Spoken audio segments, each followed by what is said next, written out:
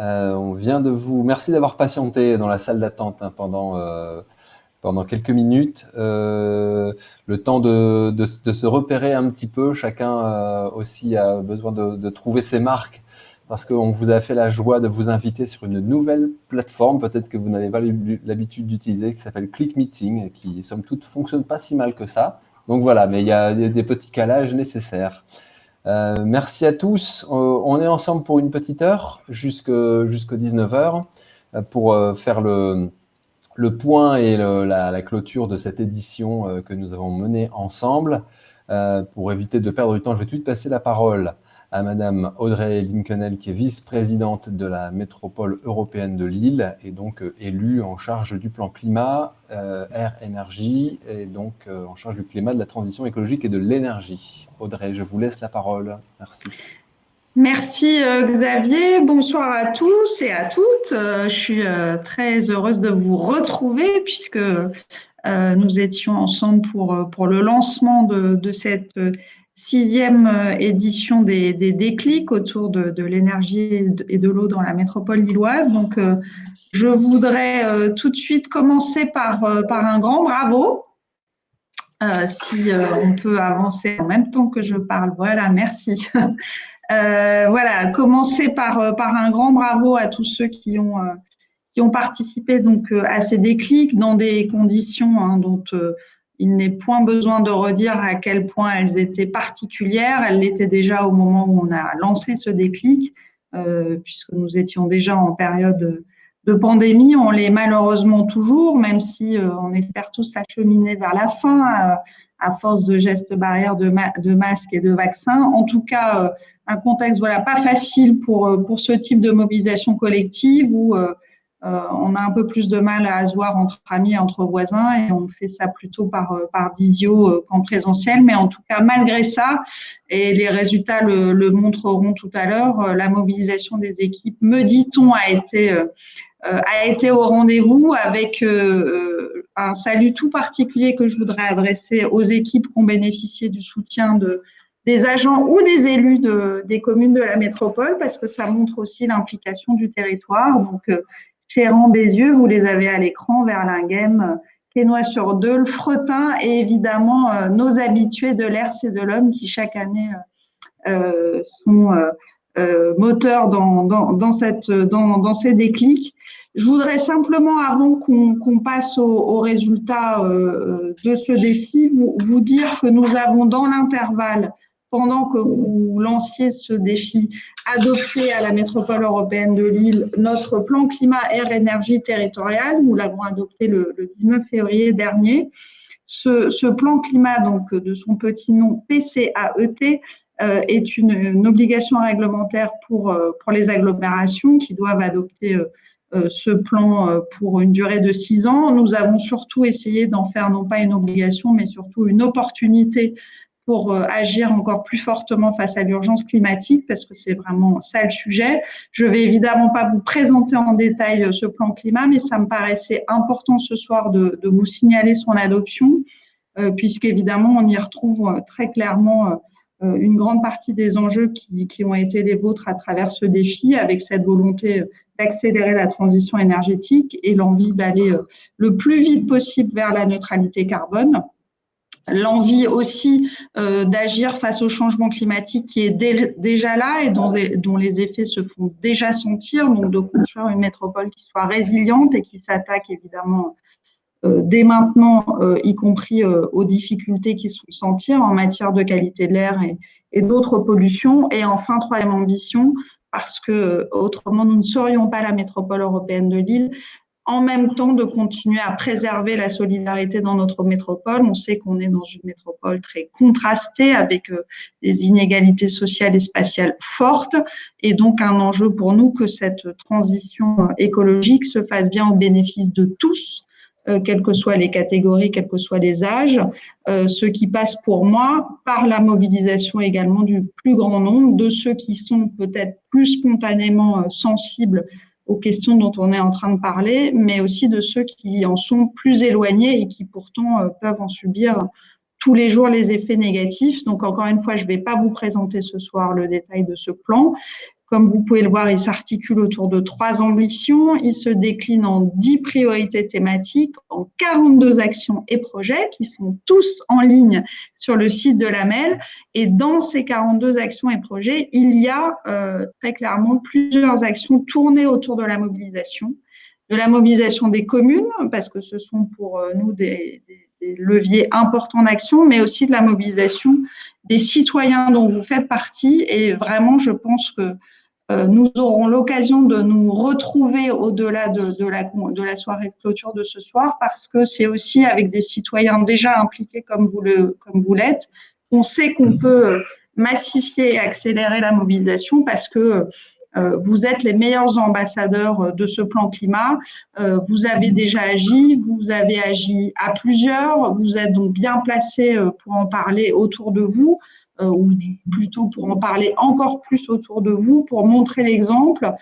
Et puis, vous êtes bien placés aussi pour vous-même aller plus loin, parce que vous êtes, je crois, particulièrement intéressé à l'énergie et à l'eau, mais il y a d'autres enjeux, mobilité, alimentation, qui sont peut-être devant vous. Donc voilà, on est encore en train de travailler, y compris avec l'AMRES et quelques autres acteurs associatifs, comme le CERF par exemple, à la forme que prendra cette mobilisation massive des citoyens, avec des réseaux d'acteurs, des ambassadeurs, des défis à multiplier comme celui-là. Mais en tout cas, on compte bien se servir des expériences positives qui sont menées pour, encore une fois, vraiment changer d'échelle, parce que c'est ça l'enjeu. Si on veut atteindre les 3 ambitions de ce plan climat, il faut changer de modèle sur certains sujets, sans aucun doute, et surtout changer aussi d'échelle en même temps, parce que voilà, l'action climatique n'attend pas. Je voulais profiter simplement de cette ouverture pour vous le dire, et pour vous dire donc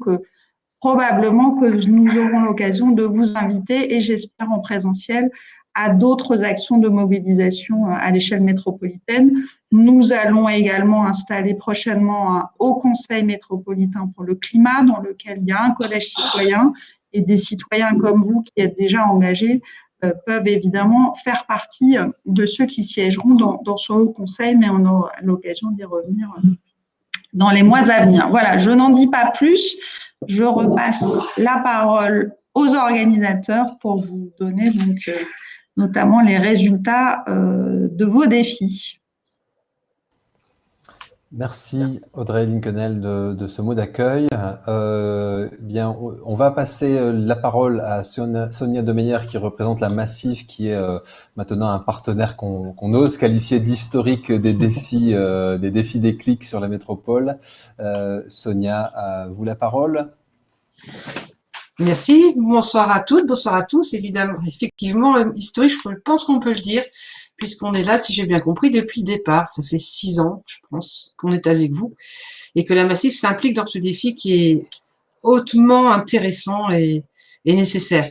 Je voulais remercier toutes les personnes qui étaient présentes ce soir, d'être là ce soir et d'avoir tenu le défi sur la longueur, dans des circonstances, comme on vient de le dire, qui étaient loin d'être faciles et d'être évidentes pour avoir l'envie et la niaque pour tenir et essayer de gagner ce défi. Je voudrais remercier, vous avez peut-être déjà entendu parler que la Massif a eu ses élections, a élu ses délégués cette année avec quelques mois de retard dû à la pandémie. Et je voudrais remercier les éventuels sociétaires qui étaient présents ce soir pour leur implication, puisque nous avons réussi, malgré les événements actuels, à augmenter le taux de participation à nos élections internes, qui sont les plus grosses élections, c'est un aparté, qui sont les plus grosses élections privées en France. Donc, vous remercier d'avoir élu des délégués qui vont être comme moi je suis déléguée, qui vont porter la voix des sociétaires et pour 4 ans, et qui vont permettre à la Massif de s'impliquer encore plus dans des domaines qui vont être les suivants. Je vous les cite. Le nouveau programme, ce sont 3 points bien définis. La jeunesse, qui en a bien besoin. Les publics fragiles, ce qui est la moindre des choses pour une mutuelle. Et le climat et la RSE, choses qui nous intéressent de façon première ce soir. Donc bien évidemment, la Massif va rester présente, encore plus engagée. Je compte sur vous. pour nous rejoindre. Nous avons proposé à nos sociétaires, mais pas que, des webinaires sur les do it yourself, on a fait des conférences sur le climat, sur la biodiversité.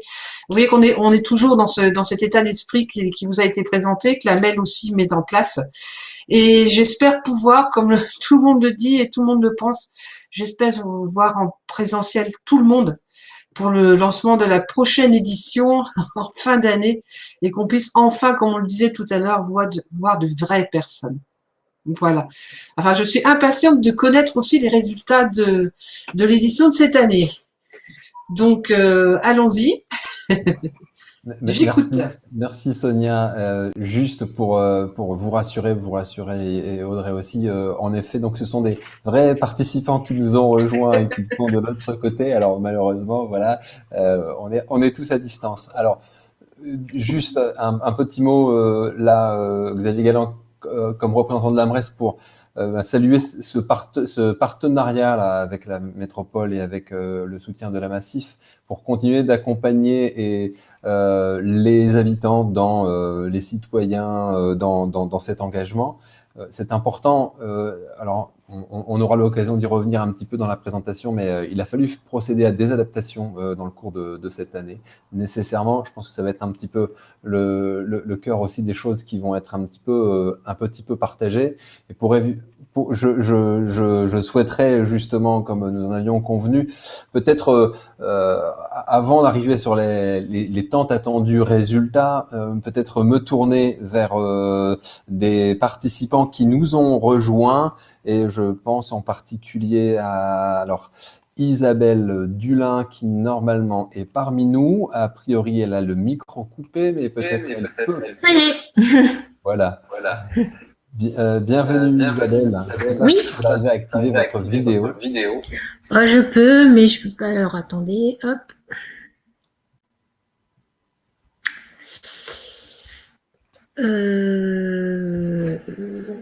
C'est en cours. Par contre, votre micro votre haut-parleur est très haut, donc il y a un petit effet d'écho. Est-ce que ça... Je vais le baisser. Hop. Est-ce que ça va mieux? Peut-être. On va voir l'usage. Et alors, hop. La voilà. Très bien. Bienvenue Isabelle. Merci de nous avoir rejoints. Alors voilà, on s'est dit que c'était intéressant d'avoir ce temps de partage aussi pour savoir comment chacun a pu vivre un petit peu cette nouvelle édition du défi. En juste peut-être Isabelle pour vous rappeler, donc vous êtes issu de l'équipe de LM, c'est ça? De LM, c'est ça, avec un nom très original. LM. Qui s'appelle LM. Oui, c'est facile à repérer comme ça. Au moins, c'est facile à repérer.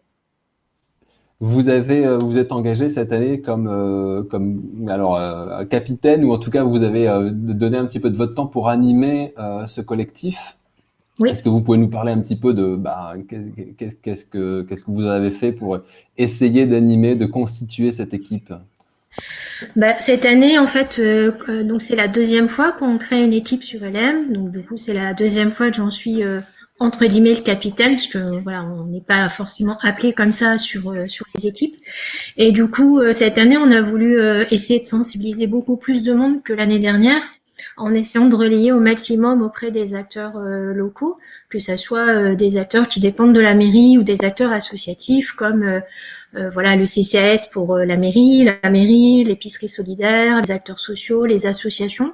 Donc on a relayé à mort, que ça soit par mail, par flyer, par affichage, par réseaux sociaux. Donc on a vraiment fait une grosse, on pense avoir fait un gros relayage et une grosse communication. Du coup, la mairie a joué le jeu, elle a relayé aussi sur sa page Facebook, sur son site internet, etc. Voilà, mais au final, on a eu quelques inscrits supplémentaires, parce qu'au démarrage, on est parti avec 12 personnes, ce qui était déjà plus que l'année dernière. Mais voilà, sur les 12, on est resté à 8 en fait. Voilà, il y en a 4 qui n'ont pas continué à faire le défi. Alors enfin, ils étaient toujours là dans les mails, etc., mais qui n'ont pas participé aux réunions. Voilà, du coup, vraiment sensibilisation auprès des acteurs associatifs parce qu'on pensait que c'était important de s'appuyer sur les associations et puis la collectivité locale pour relayer l'information. Voilà, le constat est que on n'a pas forcément récupéré beaucoup de monde. Voilà. Bon.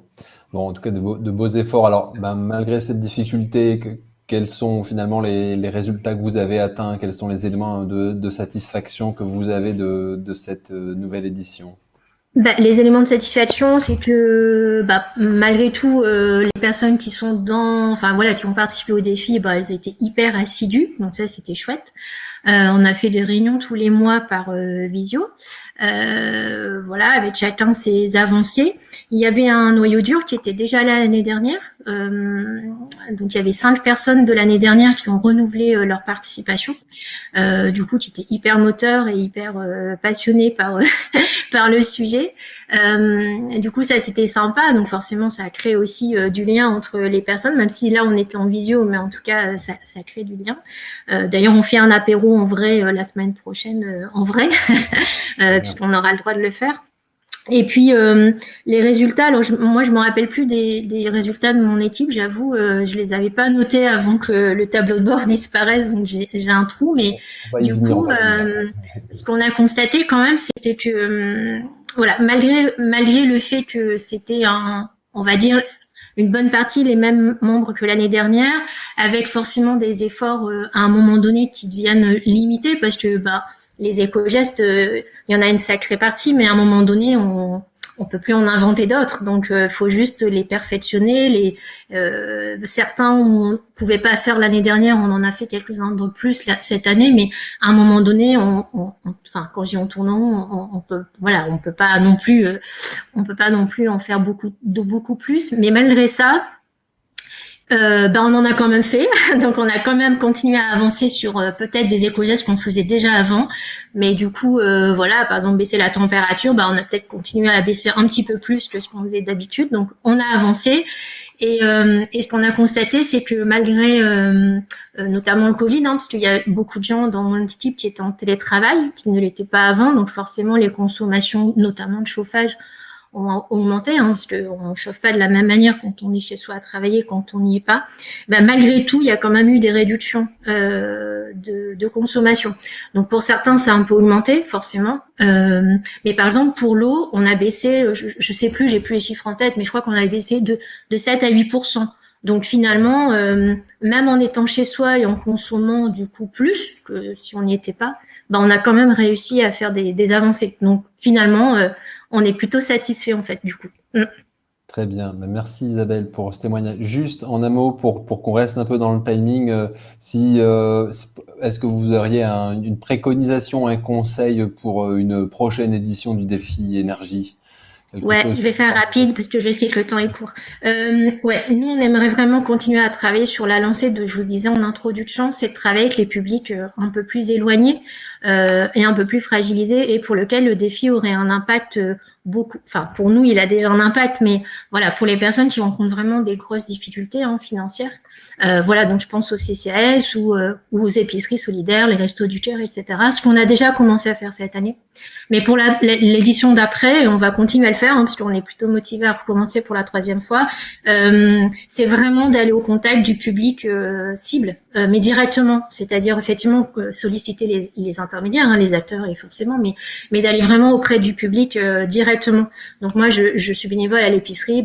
C'est de prendre vraiment chaque usager, par exemple, un à un, lui expliquer la démarche. Pas forcément mettre le mot défi, parce que le défi, ça fait un peu peur et ça parle pas aux gens, mais de l'approcher vraiment de manière différente et puis vraiment sur un volet économique.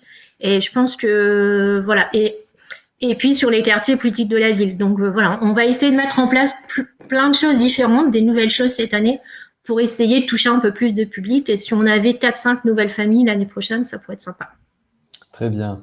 Merci Isabelle pour ce témoignage fort riche et en tout cas l'énergie que vous y mettez dans ce défi énergie. On essaye, on essaye. Parfait, très bien. Alors, je vais maintenant passer tout de suite la parole à Céline et à Sylvain pour la suite. Comme ça, on va réussir à tenir un petit peu. On décale un petit peu par rapport à notre timing. Mais voilà, ça tient encore. Oui, on va tenir le timing, il n'y a pas de souci. Bonsoir à tous. Je suis accompagnée ce soir d'un invité surprise. Je vais vous le présenter juste après. Dans la demi-heure qui nous reste pour finir à 19h comme promis, on va quand même tester un peu vos connaissances, puisqu'il y a peut-être parmi vous des gens qui sont venus découvrir qu'est-ce que le défi énergie et eau. Donc comme ça, on va voir si vous avez déjà des bonnes bases. Et pour ceux qui ont participé au défi, on va voir si vous avez bien lu le guide des sens éco-gestes. Ensuite, on va passer à ce pourquoi vous êtes venus, donc c'est-à-dire les résultats du défi énergie et eau de l'édition 2020-2021. Et puis, on conclura par les prochaines étapes dans lesquelles vous pouvez vous investir. Donc c'est parti. Du coup, on va parler de toi, l'invité surprise. Donc c'est Sylvain Touzé. Bienvenue. Merci, bonsoir à tous. Alors j'espère qu'on n'est pas surprise pour tout le monde. Donc moi je suis conseiller Info-Énergie, donc aujourd'hui conseiller fer. Donc vous voyez le logo apparaître à l'écran. Donc on est une dizaine de conseillers, plus un sur les copropriétés au niveau de la métropole européenne de Lille. Donc on est un service qui existe depuis 2001, créé par l'ADEME et qui a pour mission de renseigner les particuliers sur la maîtrise de l'énergie dans le logement.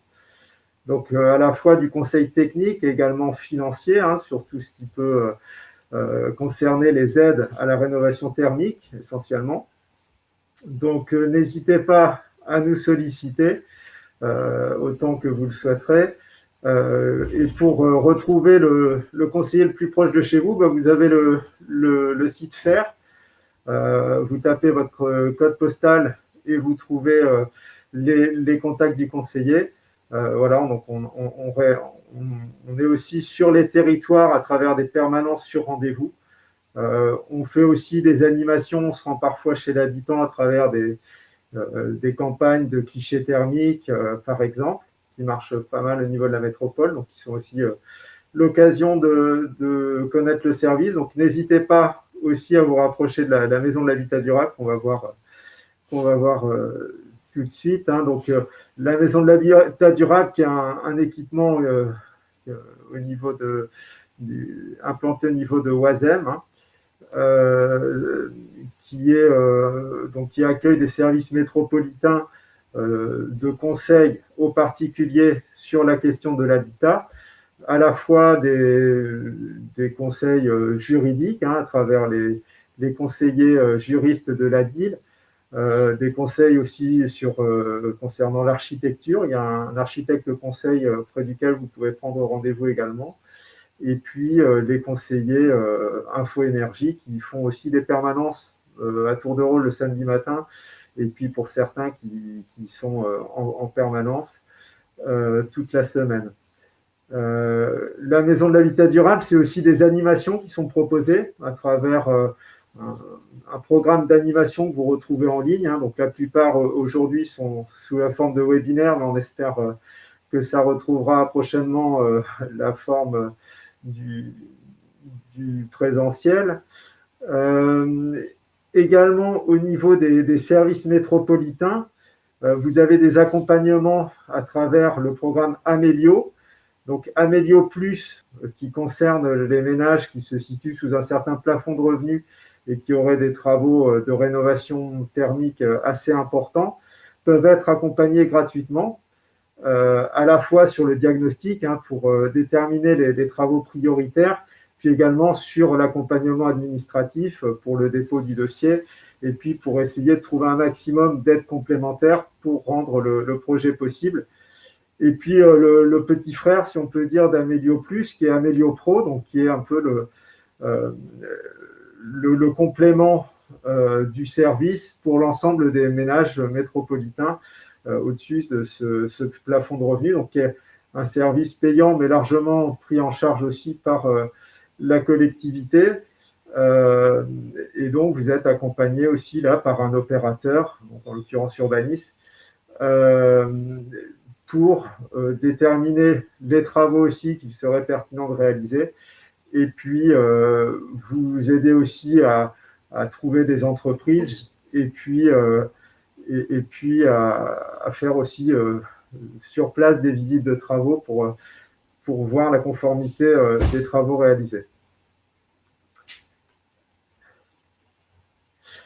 Donc un petit zoom sur les ateliers d'autoréhabilitation. Donc il y a certaines communes sur la métropole de Lille qui subventionnent les travaux sous la forme d'autoréhabilitation dès lors que les ménages suivent des sessions donc théoriques et pratiques d'autoréhabilitation. Donc ça porte sur l'isolation des murs, de la toiture, la pose de ventilation également. Donc les ateliers sont menés actuellement en pratique sur l'île et puis également sur Villeneuve-d'Ascq. Voilà. Donc voilà pour retrouver le programme d'animation de la Maison de l'Habitat Durable. Vous avez ici la photo de la Maison de l'Habitat Durable, donc à proximité du marché d'Oisem.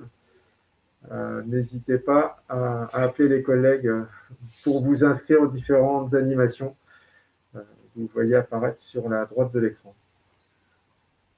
Merci Sylvain. Donc c'est ça, ce qu'il faut retenir, c'est que globalement, si vous avez des questions, vous avez le guichet unique de la Maison de l'Habitat Durable. Donc avec l'adresse qui est là, et puis vous retrouvez de toute façon l'ensemble de ces informations sur le site du défi.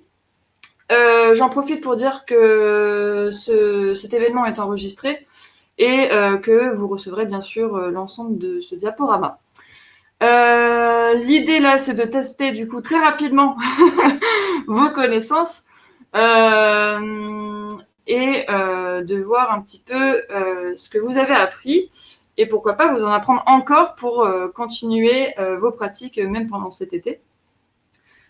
Du coup, je vous propose d'utiliser le chat qui est à droite de votre écran, pour répondre aux questions. Donc la première question, c'est sur le cycle de machine à laver le linge qui est à 90 degrés. Et la question, c'est est-ce qu'il consomme 2 fois plus, 3 fois plus ou 4 fois plus qu'un cycle à 30 ou 40 degrés? Et du coup, vous pourrez répondre dans le chat avec la lettre A, B ou C. Et donc, il y a du C, donc 4 fois plus, 3 fois plus. Alors, on a une majorité de C pour le moment. Donc, on est sur du 4 fois plus. Alors, la réponse à cette question, eh bien, c'est 3 fois plus. En fait, c'est tout bête. 30 degrés, c'est 3 fois moins que 90 degrés, si vous voulez un moyen mnémotechnique. Et donc, on recommande de faire son cycle de machine à laver, le linge, à 30 degrés. Et puis, de temps en temps, quand vous lavez, par exemple, vos serviettes, vos torchons, vous pouvez faire un cycle à 60 pour l'entretien de la machine. Voilà, c'est intéressant aussi parfois de faire quelques cycles à cette température-là. C'est à peu près 80% de l'énergie consommée sert à chauffer l'eau. Donc, n'hésitez pas à réduire les températures et également les cycles. Hein, ça sert à rien de partir sur des cycles longs, puis ça préserve aussi le textile de laver à moindre température. Préférez aussi les heures creuses pour ceux qui sont notamment sur les doubles tarifs. Ça peut être intéressant de faire le week-end ou le soir ou matin, de programmer si vous pouvez votre lavage de linge. Et puis, si vous avez la possibilité de sécher votre linge à l'air libre, ça vous fait aussi des économies d'énergie.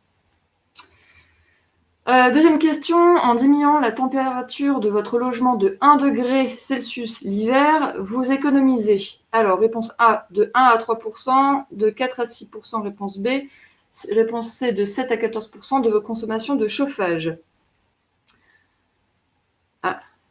Alors là, on a une large majorité, même une exclusivité sur la lettre C, la réponse C. On a un B. Et donc, avec une majorité de C, la réponse, c'est bien C. Donc, c'est rassurant de voir que vous avez retenu que le chauffage, ça a un lourd impact sur vos consommations d'énergie. C'est pour ça d'ailleurs que le défi se déroule en hiver. Et effectivement, en baissant de 1 degré Celsius votre température de chauffage, vous allez économiser entre 7 et 14% sur vos consommations d'énergie. Voilà, puis d'adopter aussi les températures d'absence. Donc l'ADEME recommande, mais après ça dépend aussi du confort de chacun, mais une température le jour de 19 degrés et 16 degrés la nuit. Donc n'hésitez pas à régler le thermostat en absence quand vous n'êtes pas dans le logement, bien sûr, et puis la nuit également de baisser la température. Alors, une question sur l'eau cette fois, parce qu'on parle beaucoup d'énergie, on n'a pas encore parlé d'eau. Et donc, la question, c'est sur un robinet qui goutte peut vous faire perdre combien de litres d'eau? Donc, il y a 35 litres, 350 litres ou 35 000 litres. Réponse A, B ou C. Et donc là, on a réponse B, réponse C. Donc, on est plutôt sur 350 ou 35 000. Et donc, la réponse à cette question-là, eh bien, c'est 35 000 litres d'eau. Bien sûr, ça dépend de votre fuite d'eau. Et puis, une chasse d'eau qui fuit, c'est jusqu'à 200 mètres cubes d'eau par an. Sachant que le mètre cube coûte 4 €, faites le calcul. Ça peut être intéressant. Alors, si vous avez un doute sur les fuites de chasse d'eau, ça peut être intéressant de mettre un colorant au niveau de la réserve d'eau, puis de voir si l'eau se teint au niveau de la cuvette. Merci pour l'astuce. Une question sur les cuissons. Donc, en couvrant systématiquement vos casseroles, vous économisez en une année entre 8 et 13 €, entre 13 et 30 € ou entre 50 et 100 €. Donc, c'est-à-dire que dès que vous cuisinez, vous mettez un couvercle pour accélérer l'augmentation de la température de votre peau. Donc, on a du B, du C, BBB, entre 13 et 30 € et entre 50 et 100 €. Et donc, la réponse à cette question, c'est entre 13 et 30 €. Donc, à vos couvercles. Et on peut économiser aussi entre 40 et 70% d'énergie quand on utilise des autocuiseurs. Donc, on n'a vraiment aucune perte. Et puis, si vous pouvez aller l'ouvrir à l'extérieur, ça permet aussi à la vapeur d'eau de s'échapper en dehors du logement, ce qui n'est pas plus mal. Alors, 5e question. Dans votre logement, par où perd-on le plus de chaleur? Alors, là, c'est une question qui peut orienter des travaux. Donc, est-ce que vous perdez plus la chaleur par les murs, par les fenêtres ou par la toiture? Alors là, on a réponse C en majorité.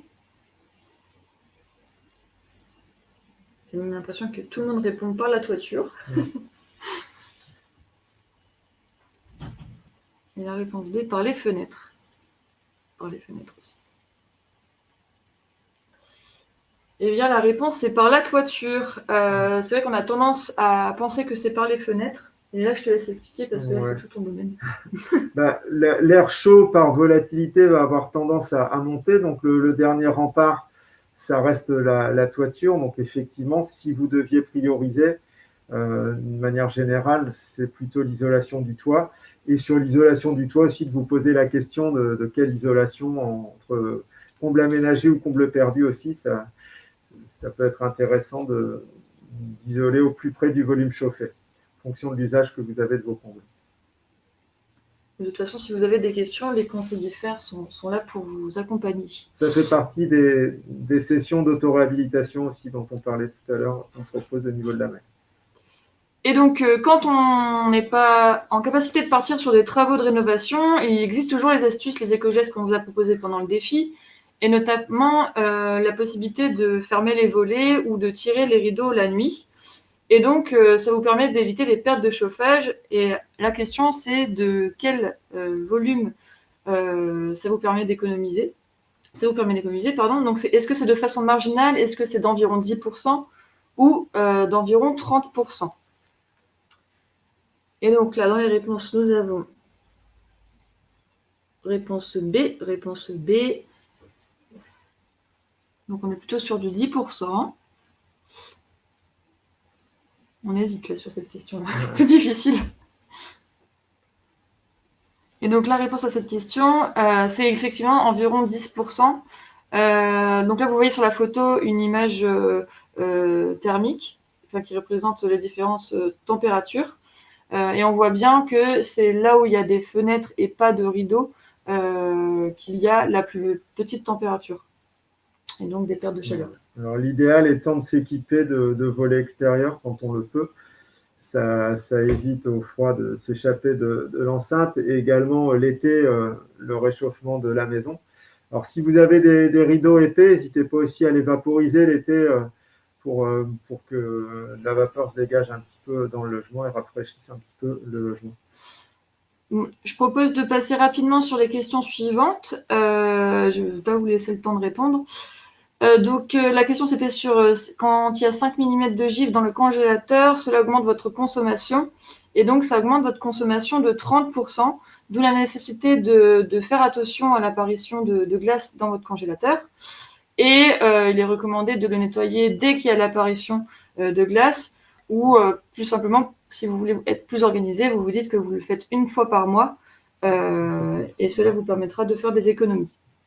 Nettoyer la grille derrière le chauffage, derrière le radiateur aussi, le réfrigérateur, pardon, je vais y arriver.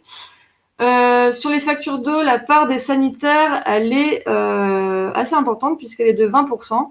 Donc voilà, la petite astuce d'une bouteille d'eau dans la chasse d'eau, par exemple, c'est une bonne astuce. Ensuite, la dernière question, c'était sur la consommation moyenne en chauffage d'un logement en France. Ça vous permettrait, en regardant ce chiffre-là, de comparer avec vos factures d'énergie. Et donc, en moyenne, en France, on est à 180 kWh par mètre carré par an, sachant qu'aujourd'hui, les logements qui sont construits, la norme impose d'être en dessous ou à maximum à 50 kWh par mètre carré par an. Donc là, on parle d'énergie primaire pour info, donc ça va varier selon le type d'énergie que vous utilisez pour vous chauffer. Du coup, là, on a un petit peu accéléré sur la fin pour essayer de tenir un petit peu le timing. Et du coup, je vous propose de passer tout de suite aux résultats du défi de cette année. Et donc, la participation à cette édition. Il faut savoir que le défi, il y a des habitants qui le font à l'échelle nationale. Et donc, en tout, cette année, il y a près de 1800 foyers qui se sont engagés, répartis dans 341 équipes et sur 41 territoires. Et dans les Hauts-de-France, il y a eu également d'autres défis que sur la métropole lilloise qui expliquent les 230 foyers. Donc, vous êtes inscrits dans une multitude de communes de la métropole lilloise. Et donc, sur les 95 communes, il y en a 37 qui sont représentées par vous. Et donc, vous êtes 169 cette année à vous être inscrits au défi. Et il y a 27 équipes. Donc, pour dire que celui qui a réussi à atteindre le plus gros score aura fait un sacré challenge, réussi son challenge. Les résultats, donc là, à l'échelle nationale, on n'est pas encore à l'échelle métropolitaine, mais ça ne saurait tarder. Donc les résultats nationaux, voilà, on a atteint l'objectif au niveau national avec moins 10,1% d'énergie pour l'ensemble des 1800 foyers et moins 7,4% pour les consommations d'eau. Donc vous avez contribué à ces résultats, donc félicitations à vous pour ce chiffre. Et je crois que de toute façon, ce qui vous intéresse, c'est vos résultats. Mais déjà, merci d'avoir participé à cette mobilisation au niveau national. Et donc là, maintenant, nous allons passer aux résultats au niveau de la métropole lilloise. On a une idée de ce à quoi ressemblent les foyers qui ont participé. Et donc, en moyenne, ce sont des familles de 3 personnes, plutôt propriétaires, avec des logements relativement anciens, donc 1940. Ça s'explique par énormément de constructions qui ont été faites dans les années 30. Et on est sur des maisons mitoyennes, comme on peut voir partout, en fait, finalement, ici. Et puis, la particularité aussi du territoire, c'est une grosse part de vos consommations d'énergie, avec comme source d'énergie de chauffage, donc le gaz de vide. Et donc, les chiffres qu'on attend, ces 169 foyers ont atteint un objectif sur la consommation d'eau. Et donc, quelle économie avez-vous atteint pour cette édition 2020-2021 ? et combien de mètres cubes a été évité? Eh bien, la réponse, roulement de tambour sans roulement de tambour. Ouais. Il y a moins 8,3%. Bravo à vous. On a atteint l'objectif tous ensemble pour les économies d'eau, et ce qui représente 325 mètres cubes au total économisés que vous avez évité de consommer grâce à toutes les astuces que vous avez pu mettre en place. Cette petite diapo pour vous représenter un petit peu tous les bains que vous n'avez pas pris. Donc, ça fait plus de 2500 bains évités, voilà, pour essayer de vous représenter un petit peu la quantité d'eau que cela fait. Et puis, mention spéciale pour la catégorie eau, puisque du coup, à l'échelle des Hauts-de-France, on est à moins 9,7%, et on est donc numéro 1 sur la catégorie de l'économie d'eau. Donc, félicitations à vous pour cette victoire finalement nationale.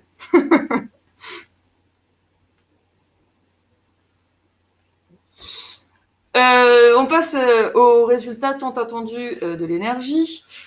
Combien avez-vous économisé en moyenne sur l'énergie et combien de kilowattheures cela représente? Eh bien, vous avez réussi à atteindre l'objectif de moins 7,1%.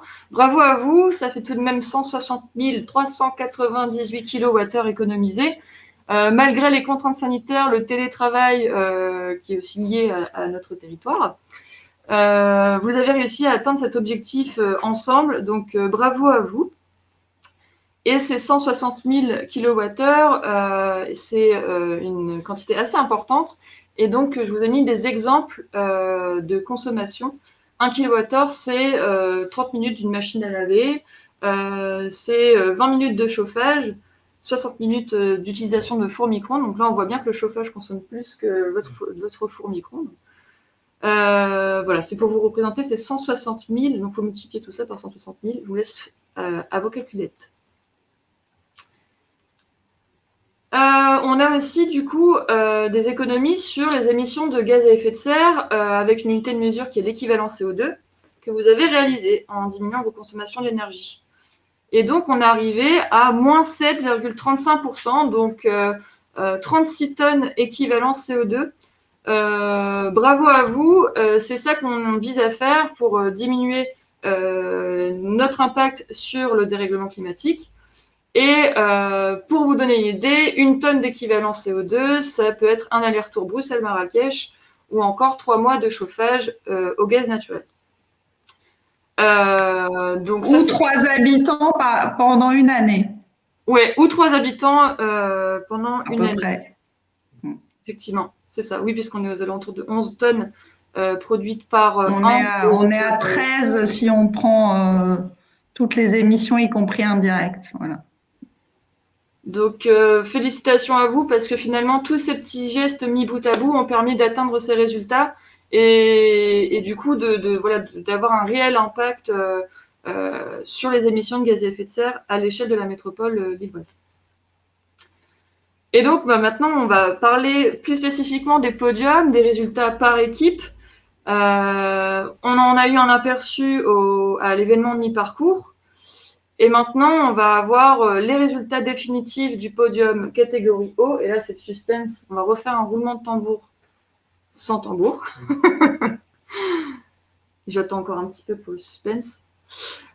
Et c'est The BN de Verlingen, donc avec moins 14,9% qui arrive en tête de ce défi 2020-2021, suivi de près par l'équipe de Frétin Énergie, avec moins 14%, pardon, c'était très serré. Et on a également l'équipe de Comines avec moins 12,5%.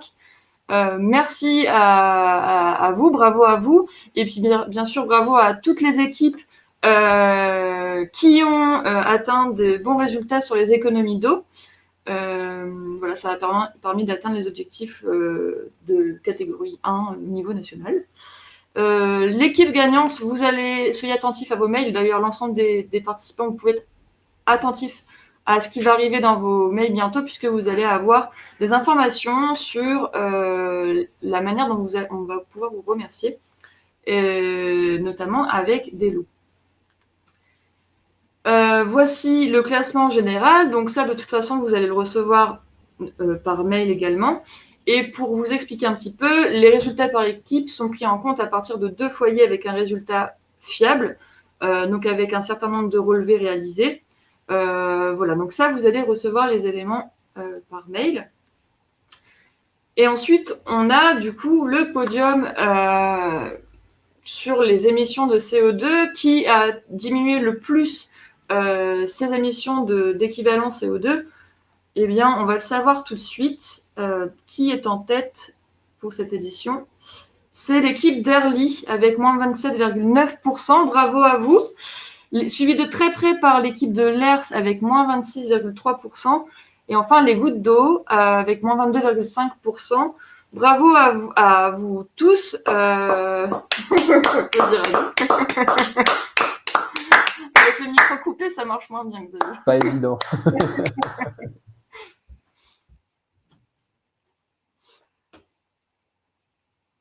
Et donc, on enchaîne. Et donc, on a le temps file à toute vitesse et nous avons André Lépinel qui nous fait part de la nécessité de nous quitter. On la remercie de sa présence et elle nous souhaite une bonne soirée. Merci.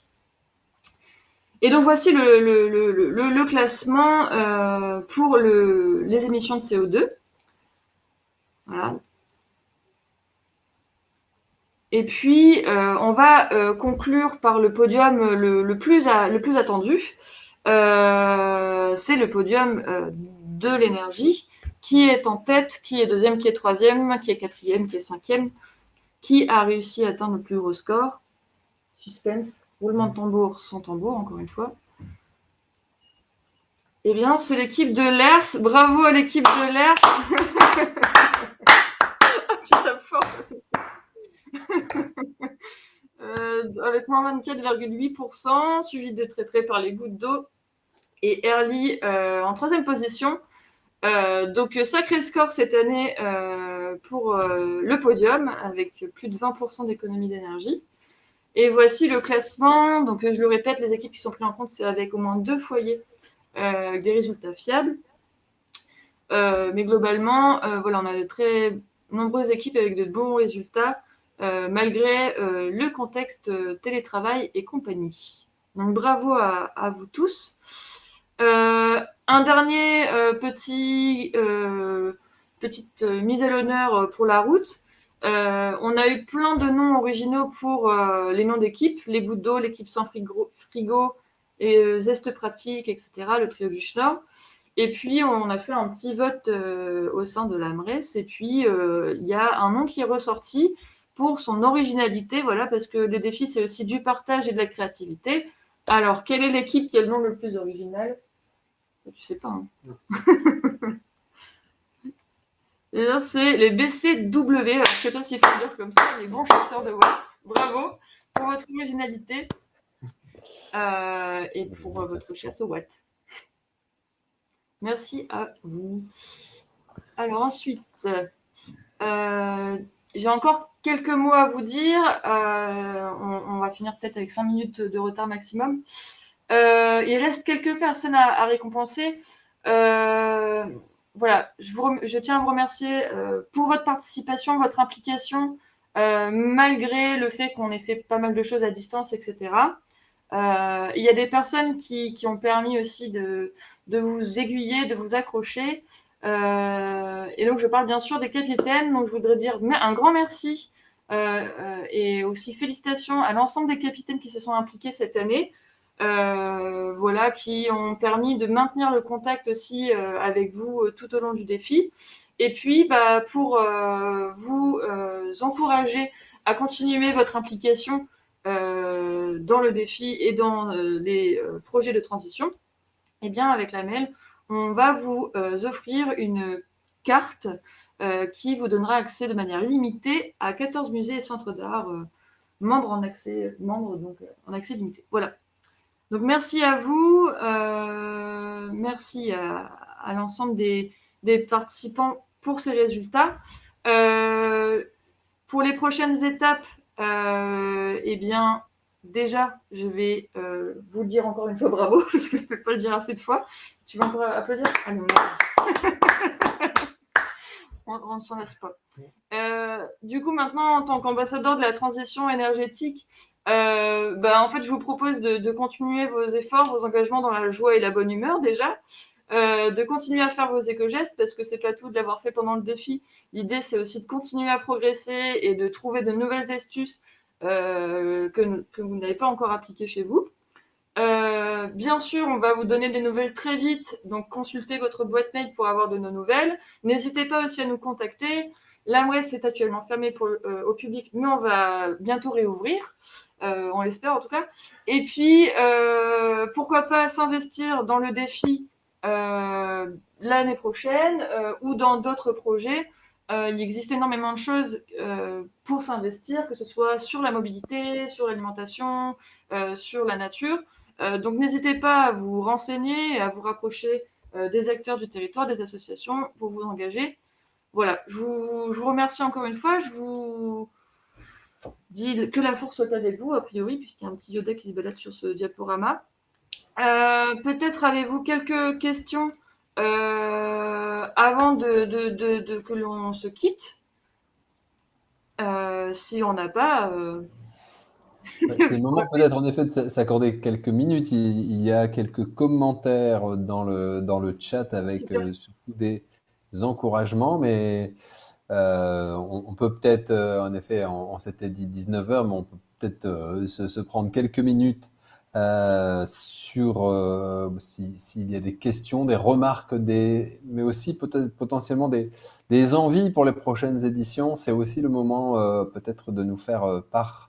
Il y a des différents endroits pour l'exprimer, mais ici on est au moment où vous êtes des participantes et des participants qui se sont engagés pendant 5 mois, qui ont fait face aux difficultés qui étaient là, qui se sont rendus compte que tout à l'heure, nous avons été jusqu'à 18 alors que nous sommes partis à 167 et nous sommes arrivés à 18 en arrivant au port. Donc, on a eu un petit peu de perte en ligne. Alors, voilà, on a des circonstances atténuantes peut-être, mais de ce fait, ça a peut-être suscité chez les uns et les autres à quand un défi ZD avec la MRES et la MEL. Alors, c'est un vrai sujet, Xavier, merci de le lancer.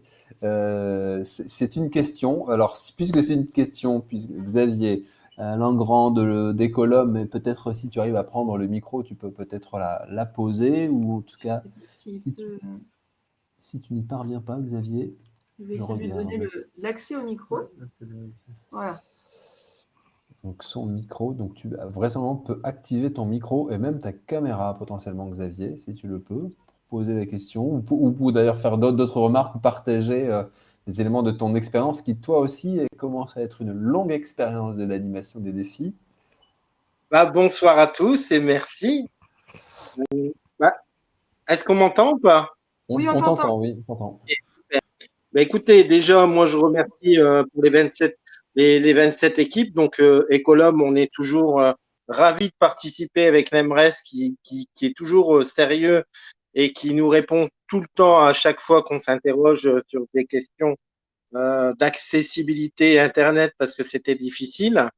Pour cette année, un petit peu, les réunions en visio, c'était un petit peu compliqué pour les familles. Même pour nous, ça a été un petit peu compliqué parce que sur les logiciels, il y a des logiciels qui sont gratuits, mais tous les 40 minutes, il y a des coupures, donc les gens perdent un peu le fil. Mais l'essentiel, c'est que tout le monde participe, tout le monde donne son avis, tout le monde donne ses compétences ou même ses premières expériences. Et c'est la richesse qui fait ça. Et le petit manque où on peut s'apercevoir, c'est surtout la convivialité. Donc, on espère que l'année prochaine, de toute façon, on se réinscrira, mais on espère que la convivialité pourra reprendre un peu sa place et que les défis puissent encore perdurer pendant un long moment. Bien, merci pour du coup, ma question, oui. Et du coup, ma question sur le défi, justement, zéro déchet, puisque là aussi, il y a quand même un gros challenge sur sur la réduction des déchets, où on a plus de mal à s'organiser aussi. Et du coup, on n'a pas forcément tous les éléments où on pourrait travailler davantage sur cette action-là. Et la première année où on l'avait pu le faire avec vous, avec l'EMRES et l'AMEL, c'était assez riche et c'était une superbe opportunité qui s'est malheureusement arrêtée. Et on aimerait bien quand même le faire perdurer parce que c'était l'occasion de travailler et les familles en ont besoin. 2022 s'annonce avec beaucoup de choses et donc pour la transition, il faut absolument qu'on travaille sur cette action en diminution de déchets. Ah, Xavier a le micro coupé. J'ai l'impression qu'il ne peut pas le réactiver. Ah, C'est étrange. Alors, attends, si je fais ça. Et là? bah, j'avais pas vu. Allô? Oui, tu Moi, nous entends? Ah bah voilà. Oui, Parce oui, que oui. vous êtes tous les deux Xavier, alors du coup. Est-ce que là, vous m'entendez ou pas? Oui, super. D'accord, Et excusez-moi. moi? Je sais. Également, on t'entend aussi, Xavier. Ok. Là, on fait un duo de Xavier, donc c'est vrai Un que c'est un peu compliqué. exemple des conditions de visio qu'on peut avoir en équipe. Voilà. On sait que c'est pas simple, mais merci d'avoir réussi à quand même tenter les visios, tenter les échanges. Voilà, c'est le contexte qui fait aussi que la convivialité de manière sociétale, j'ai envie de dire, a un petit peu disparu, mais va revenir petit à petit. Et effectivement, on espère qu'elle reviendra très vite. Et merci Céline. Merci pour ton écoute et tes appels. Merci, Xavier. Un dernier peut-être témoignage, un partage que l'un ou l'autre souhaite faire avant que nous nous quittions pour cette expérience dans les différentes communes de la métropole. Et alors, je fais quand même un élément de réponse rapide à Xavier sur un défi zéro déchet à l'échelle métropolitaine pour dire que, en tout cas, ce n'est pas à l'ordre du jour le 26 mai de 2021, mais quand on dit cela, c'est que c'est surtout que le schéma de réduction des déchets de la métropole européenne de Lille continue son travail d'élaboration et qui va poser un cadre général sur un certain nombre d'actions qui vont être enclenchées. Alors, je m'exprime malheureusement, Audrey Lincolnel, la vice-présidente de la métropole, n'est pas là. Elle aurait fait un éclairage beaucoup plus précis que le mien là-dessus, mais peut-être une perspective à réouvrir des sujets comme cela, mais je ne m'avance pas dessus. Bien, bah écoutez, je ne vois pas dans le chat d'expression, de demandes, de questions complémentaires. Voilà, donc c'est l'heure de la page blanche. On peut vous remercier. Je me permets un complément et un complément du propos de Céline. Oui, à la Bresse, on a l'ambition de réouvrir les locaux à partir du 9 juin, de réouvrir le lieu pour qu'il y ait des activités associatives, mais aussi, vous le savez, le centre de documentation. Voilà, ça reste aussi un lieu sur lequel vous pouvez vous appuyer et qui nous permettra aussi de relancer, on en a le souhait, des temps de rencontres, de conférences, des ateliers. Voilà. Il y en a d'autres plus bien évidemment sur les territoires, dans les communes. Mais voilà, l'AMRES est aussi une maison métropolitaine au service des métropolitains pour venir ici trouver des ressources, rencontrer les acteurs. C'est aussi à cela que l'on sert. Eh bien, Céline l'a dit, mais je me permets de redire en effet les remerciements, les excuses d'Audrey Lincolnel, puisqu'elle elle me le confiait tout à l'heure. Donc, en son nom, je vous transmets ses remerciements et félicitations. Elle l'a signifié dans le chat, vous l'avez vu. Elle devait nous quitter juste avant 19h. Voilà. De notre côté, il nous reste donc à vous remercier. Nous l'avons fait, vous tous. Sonia et Gérard de la Massif, merci d'avoir été parmi nous. Chacun des participants, j'ai reconnu, j'ai vu des noms que je connais. Je salue Cathy de mon équipe de Frétin, un certain nombre d'entre vous.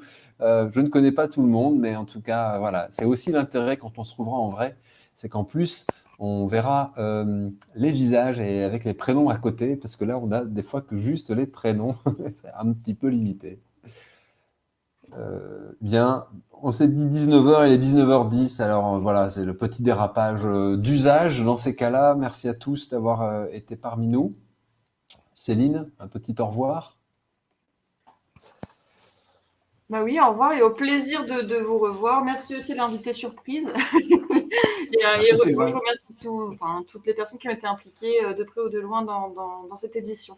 Voilà, une bonne soirée et un bon appétit. Un bon match de foot. Oui, à bientôt et bon appétit. Merci Sonia, merci Gérard. Au revoir. Merci à vous. La saison est finie.